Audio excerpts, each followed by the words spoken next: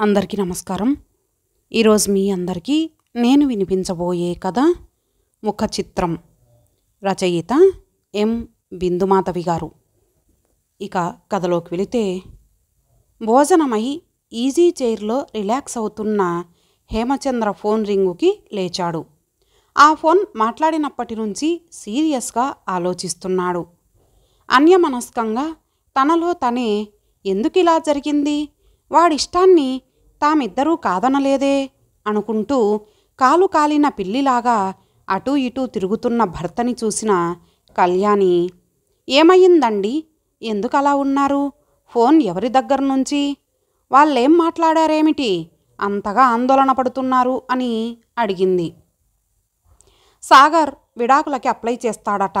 ఇందాక సుబ్రహ్మణ్యం దగ్గర నుంచి వచ్చిన ఫోన్ సారాంశం అదే అన్నాడు. ఆయనకెలా తెలిసింది అంది ముఖం అసహనంగా పెట్టి.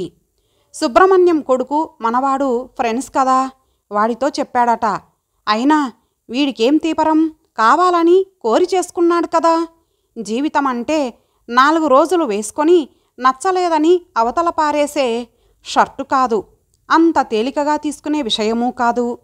వాడు ఆ అమ్మాయిని మనకు చూపించి, ఈ అమ్మాయిని తప్ప ఇంకొకరిని చేసుకోను అని కరాఖండీగా చెప్పినప్పుడు 1కి 2 సార్లు ఆలోచించు.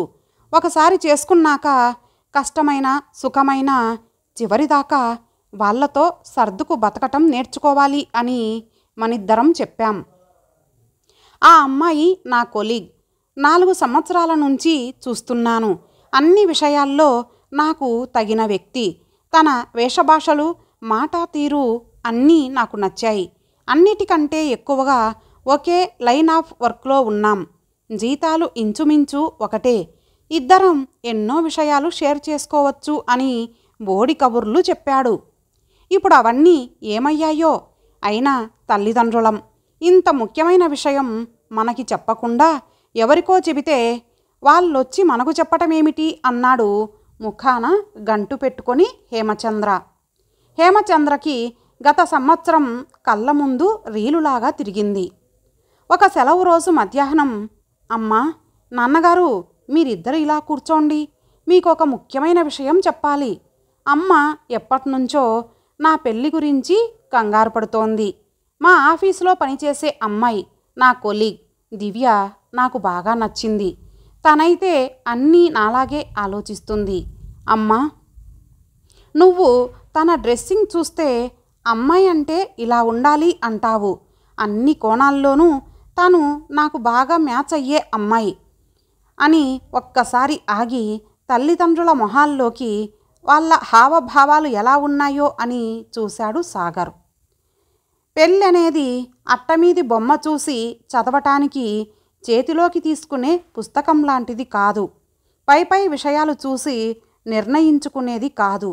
నువ్వు 4 సంవత్సరాలు కలిసి పనిచేసినా, 5 సంవత్సరాలు పక్కపక్క ఇళ్లల్లో ఉన్నా వాళ్ళ గురించి పూర్తిగా తెలుసు అనుకోవటం భ్రమ.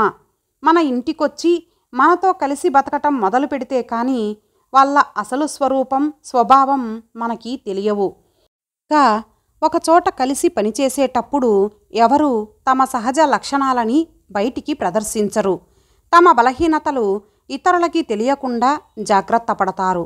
నిర్ణయం తీసుకునే ముందు 1కి 4 సార్లు ఆలోచించు అన్నారు హేమచంద్ర కళ్యాణి ముక్తకంఠంతో. పిల్లలు సుఖంగా ఉండటం ముఖ్యం అని నమ్మే తల్లిదండ్రులు అవటం వల్ల కొడుకు అంత నమ్మకంగా చెప్పిన తర్వాత సాగర్ ఇష్టప్రకారమే సాగర్ దివ్యలకి దగ్గరుండి పెళ్లి జరిపించారు. సాగర్ ఉద్యోగం బెంగళూరులో, దివ్య ఉద్యోగం కూడా అక్కడే అవటంతో కొత్త ఆశలతో కొత్త ఇంట్లోకి, కొత్త కాపురంలోకి అడుగుపెట్టారు. ఇరుపక్కల తల్లిదండ్రులు వచ్చి చెరొక వారం రోజులు ఉండి పిల్లలకి అవసరమైన ఏకాంతం ఇస్తూ తమ ఇళ్ళకి వెళ్ళిపోయారు. 6 నెలల కాలం కొత్త కుండలో నీటిలాగా తీయగా పిల్లల కాపురం సాగుతున్నదని ఇరుపక్కల తల్లిదండ్రులు సంతోషంగా ఉన్నారు. ఇంకొక 6 నెలలు వాళ్ళ ప్రాజెక్టు వర్కులతో బిజీగా గడిచింది. సాగర్ దగ్గర నుంచి శుభవార్త వస్తుంది అని ఎదురు చూస్తున్నారు. ఇంతలో పిడుగులాంటి ఈ విడాకుల వార్త విని కళ్యాణి దంపతులు తల్లడిల్లిపోయారు. దివ్య తల్లిదండ్రులకి ఈ విషయం తెలుసో లేదో అసలు వాళ్లతో ఎలా మాట్లాడాలో అర్థం కాక తలలు పట్టుకొని కూర్చున్నారు. ఇంతలో సాగరే ఫోన్ చేశాడు. అమ్మా, రేపు నేను హైదరాబాదు వస్తున్నాను. నీతో నాన్నగారితో ఒక ముఖ్యమైన విషయం గురించి మాట్లాడాలి అన్నాడు. దివ్య కూడా వస్తోందా అని అడిగింది కళ్యాణి మనసులోని సందేహం తీర్చుకోవటానికి. లేదమ్మా, నేనొక్కడినే వస్తున్నాను. వచ్చాక అన్ని విషయాలు మాట్లాడతాను అని ఫోన్ పెట్టేశాడు. కళ్యాణి దంపతులకి ఆ రాత్రి అన్నం సహించలేదు. కంటి నిండా నిద్రపోలేదు. ఎప్పుడెప్పుడు తెల్లవారుతుందా అనే ఎదురుచూపులతో గడిపారు. ఉదయం బ్రేక్ఫాస్ట్ తినాలనిపించక కాఫీ మాత్రం తాగి కొడుకు రాక కోసం ఎదురు చూస్తున్నారు. మధ్యాహ్నం 12ంటికి వచ్చిన కొడుకుతో, ఏమయ్యిందిరా, ఎందుకింత హఠాత్తుగా వచ్చావు? ముఖ్యమైన విషయం అన్నావు, ఫోన్లో చెప్పవచ్చు కదా. వర్కింగ్ డే రోజు పరిగెత్తుకొచ్చేటంత అర్జెంటు విషయాలేముంటాయి? మీ ఇద్దరి ఆరోగ్యాలు బాగానే ఉన్నాయా? అసలు తిండి తింటున్నారా? ఆఫీస్ వర్కు, టార్గెట్సు, ప్రోడక్ట్ లాంచింగ్ అంటూ ల్యాప్టాప్లకి అతుక్కుపోతున్నారా? ఉద్యోగాల్లో సమస్యలేం లేవు కదా అన్నారు ఇద్దరూ ఏమీ తెలియనట్టు. అమ్మ, ముందు అన్నం పెట్టు. నీ చేతి వంట తిని ఎన్నాళ్ళయ్యిందో. భోజనమయ్యాక మాట్లాడతాను. రుచికరమైన భోజనానికి మొహం వాచినట్టుంది అన్నాడు సాగర్ అక్కడున్న న్యూస్ పేపర్ చేతిలోకి తీసుకుంటూ. బ్రేక్ఫాస్ట్ తినే మూడ్ లేక ఏమీ తినకుండా ఉదయం నుంచి కొడుకు కోసం ఎదురు చూస్తున్న కళ్యాణికి ఒక్కసారిగా ఆకలి గుర్తుకొచ్చింది. గబగబా వెళ్ళి కొడుక్కిష్టమైన వంట చేసి భోజనానికి పిలిచింది. కొడుకు ఏం చెబుతాడో అనే ఆదుర్దాతో వాళ్ళు, సంభాషణ ఎలా ప్రారంభించాలా అనే సందేహంతో సాగర్ డైనింగ్ టేబుల్ దగ్గర నిశ్శబ్దంగా అన్నం తినే పనిలో పడ్డారు. హాల్లోకొచ్చిన తల్లిదండ్రుల్ని కూర్చోబెట్టి, అమ్మా, నాన్న, ప్రశాంతంగా వినండి. నేను దివ్య విడిపోవాలని నిర్ణయించుకున్నాం అన్నాడు దీర్ఘ నిశ్వాసం తీసుకుంటూ. అంత పరిస్థితి ఏమొచ్చింది? ఇద్దరూ ఇష్టపడే అన్నీ ఆలోచించే పెళ్లి చేసుకున్నారు కదా. తనకి అసలు ఏ పని రాదమ్మా, వంట కూడా రాదు, చెయ్యాలన్న ఆసక్తి లేదు. రోజు స్విగ్గీలో ఏదో ఒకటి తెప్పించుకొని తింటుంది. ఎప్పుడు చూసినా ఫోన్ మాట్లాడుతూ ఉంటుంది. మధ్యలో పిలిస్తే నన్నొక విలన్లాగా చూస్తుంది. తన వర్క్ టార్గెట్సు, తన ఫ్రెండ్సు తప్ప నేనంటూ ఒక వ్యక్తిని తన జీవితంలో ఉన్నట్టే అనుకోదు. నాతో ఏకాంతం, బెడ్ షేరింగ్ ఎప్పుడో తప్ప ఇష్టపడదు. తనని దగ్గరకు తీసుకోవాలని ప్రయత్నిస్తే చిరాగ్గా మొహం పెడుతుంది. పోనీ తనని ఆ మూడ్లోకి తీసుకెళ్దామని వీకెండ్స్లో సరదాగా ఏ పార్కుకో వెళదామంటే నువ్వు అడగ్గానే నీ వెంటపడి వచ్చేయాలా, నాకివాళ మూడ్ లేదు అంటుంది. నేను బాగా పని ఒత్తిడిలో ఉన్నప్పుడు బోర్ కొడుతోంది, అలా ఔటింగ్కి వెళ్ళొద్దాం అని గొడవ చేస్తుంది. తను కూడా ఉద్యోగం చేస్తోంది. అందులో ఉండే కష్టసుఖాలు తనకీ తెలుసు. అయినా తన మాట సాగాలనే పంతం అని ఆగాడు. ఇవి మచ్చుకి కొన్ని అన్నట్టు. ఫ్రెండ్స్తో చాటింగ్లో నా గురించి ఏం చెబుతుందో ఏమో. నన్ను కలిసినప్పుడు వాళ్ళల్లో వాళ్ళు సైగలు చేసుకుంటూ నా వంక చూసి నవ్వుకుంటూ ఉంటారు. కొడుకు చెప్పింది విని తల పంకించింది కళ్యాణి. మేము నీకు ముందే చెప్పాం, పెళ్ళి అంటే పై మెరుగులు చూసి నిర్ణయాలు తీసుకోకూడదు, అనేక విషయాలు ఆలోచించాలి అని. నీకు గుర్తుందా? చిన్నప్పుడు మనం ఇంట్లో తెప్పించే వారపత్రిక కవరు మీద బొమ్మ చూసి నువ్వొక రకంగా, బామ్మ ఇంకొక రకంగా మొహాలు పెట్టేవాళ్ళు. దేవుడి బొమ్మ వేస్తే ఆవిడ సంతోషపడేది. సినిమా హీరో హీరోయిన్ల బొమ్మ వేస్తే నీకు నచ్చేది. అందులో డాక్టర్ సలహాల దగ్గర నుంచి వంటలు, కథలు, సినిమా కబుర్లు, రాజకీయాలు, గ్రహబలము, పజిల్సు, ఇలా మీకిద్దరికీ ఇష్టమైన అంశాలు, నచ్చని శీర్షికలు కూడా ఉండేవి. పుస్తకం తెరిచి చదివితేనే కదా అన్నీ తెలుస్తాయి అనేదాన్ని. వైవాహిక జీవితం ఆ మాటకొస్తే ఎవరితోనైనా కొత్తగా ఏర్పడే పరిచయం ఒక పుస్తకం లాంటిదే. పుస్తకం అట్టను బట్టి ఎలా ఒక నిర్ణయానికి రాకూడదో, పై విషయాలు చూసి జీవితంలో ముఖ్యమైన సందర్భాల్లో త్వరపడి ఒక నిర్ణయానికి రాకూడదు అంది కళ్యాణి కొడుకు మొహంలోని ఫీలింగ్స్ కోసం చూస్తూ. సాగర్ 2 నిమిషాలేమీ మాట్లాడలేదు. ఏదో ఆలోచిస్తున్నట్లుగా తల వంచుకొని మౌనంగా కూర్చున్నాడు. తర్వాత తల ఎత్తి తల్లివైపు చూస్తూ, అమ్మా, నీకు నాన్నగారికి ఎప్పుడూ గొడవలు జరగలేదా? ఎలా మేనేజ్ చేసేవాళ్ళు? మీరిద్దరూ గొడవ పడటం నేను చూడలేదు అన్నాడు. నేను కాలేజీలో చదివేటప్పుడు మన సీత ఆంటీ వాళ్ళ వివాహ స్వర్ణోత్సవం అని వాళ్ళు గ్రాండ్గా పార్టీ కూడా ఇచ్చారు. నాకు బాగా గుర్తుంది. అసలు పూర్వం అన్నన్ని సంవత్సరాలు ఎలా కలిసి ఉండేవారు అన్నాడు మళ్ళీ. కళ్యాణి గొంతు సవరించుకొని, చూడు పండు, ఈ తరం పిల్లలు పెళ్ళి అంటే సర్దుబాటు అనుకోవట్లేదు. అసలు ఆ మాటకొస్తే జీవితమంతా ఎవరో ఒకరితో సర్దుకొనే బతకాలి.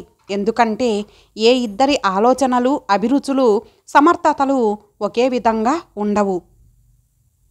నా పెళ్ళికి నాకు 19 సంవత్సరాలు, డిగ్రీ పూర్తయింది, ఉద్యోగం చెయ్యట్లేదు. ఆ కాలం ప్రమాణాలని బట్టి అమ్మమ్మ వాళ్ళు నాకు పెళ్లి చేశారు. పెళ్ళికి కుటుంబ నేపథ్యం చూసేవారు. వాళ్ళింట్లో ఏమైనా దీర్ఘకాల రోగాలు ఉన్నాయా అని తెలుసుకునేవారు. ఇంట్లో పిల్లలు పుట్టని వాళ్ళు ఉన్నారేమో అని వాకప్ చేసేవారు. పిల్లలు పుట్టకపోతే తమ వంశం కొనసాగదని భయపడేవాళ్ళు. పెళ్ళి అంటే 2 కుటుంబాల మధ్య ఏర్పడే బంధం. ఎలాంటి మానసిక, శారీరక ఆరోగ్య సమస్యలున్నా ఒకరికి ఒకరు తోడుగా ఉండేవారు.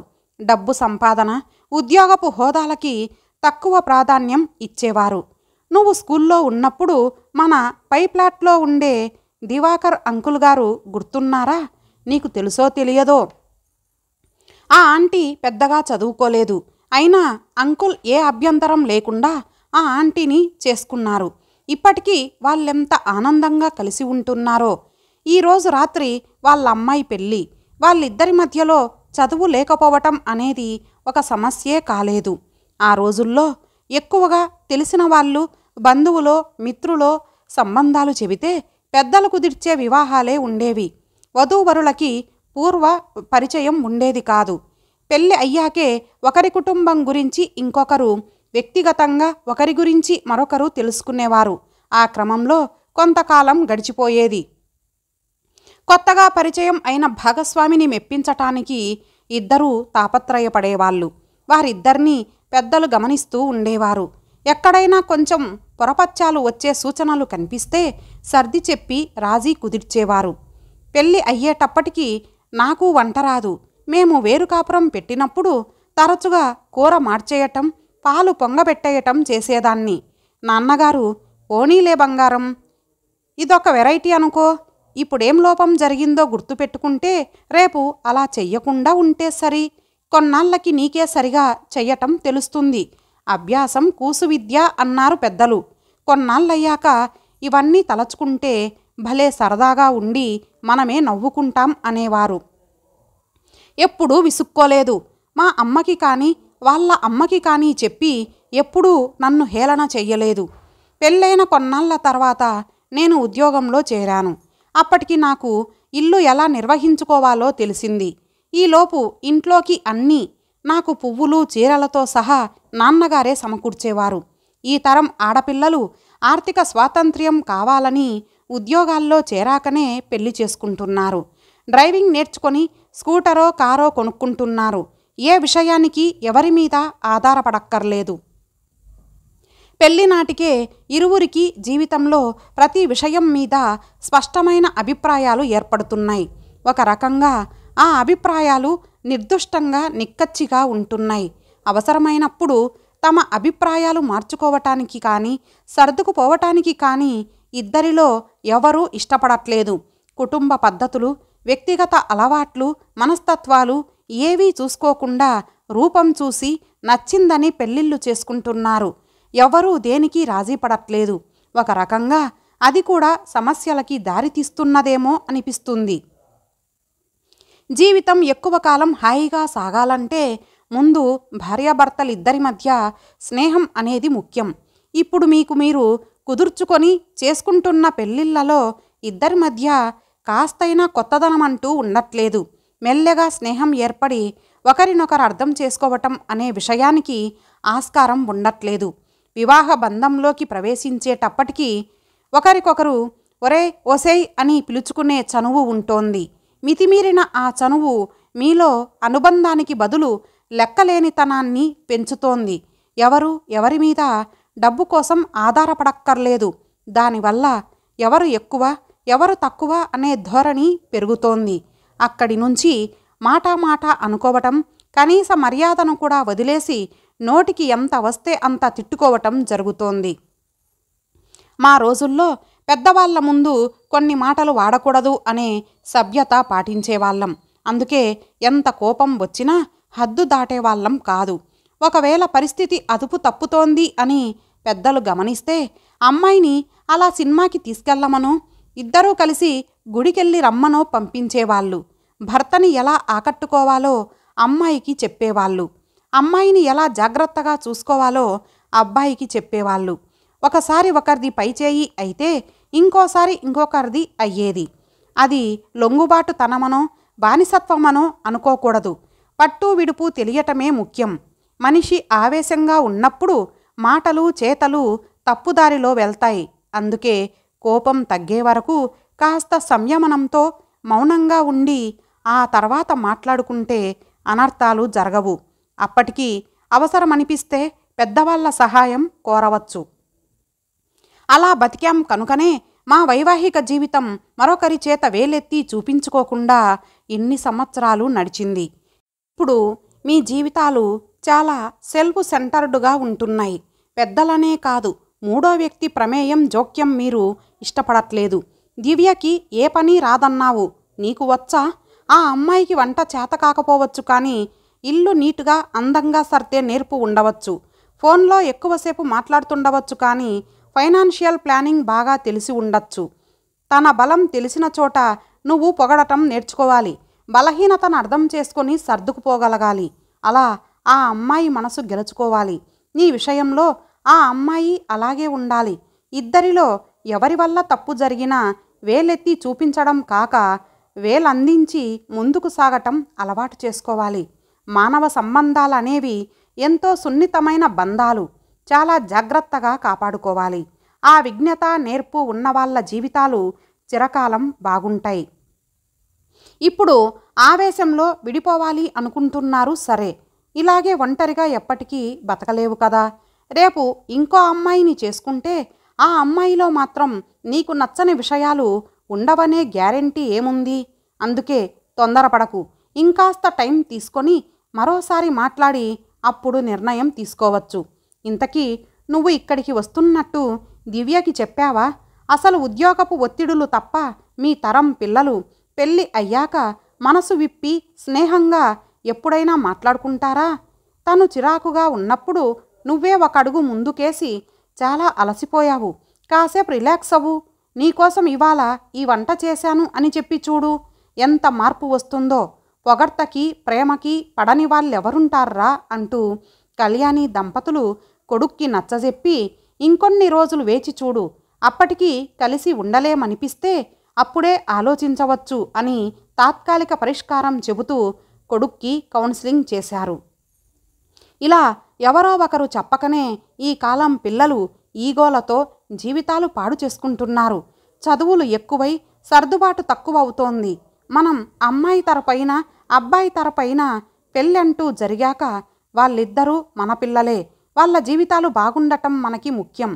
జీవితం గురించి అనుభవంతో ఆలోచించగలిగిన మనం ఒక అడుగు ముందుకేసి వీలైతే జరగబోయే అనర్థాన్ని ఆపుదాం. పని జరిగినా జరగకపోయినా ప్రయత్నమైతే చేసి చూద్దాం, అంతా మంచే జరుగుతుందని ఆశిద్దాం అనుకున్నారు ఆ దంపతులు. కాస్త ఆందోళనతో, మరి కాస్త ఆశాభావంతో. ఇంతటితో ఈ కథ సమాప్తం. మరలా ఒక మంచి కథతో కలుద్దాం. అంతవరకు సెలవు. నమస్తే.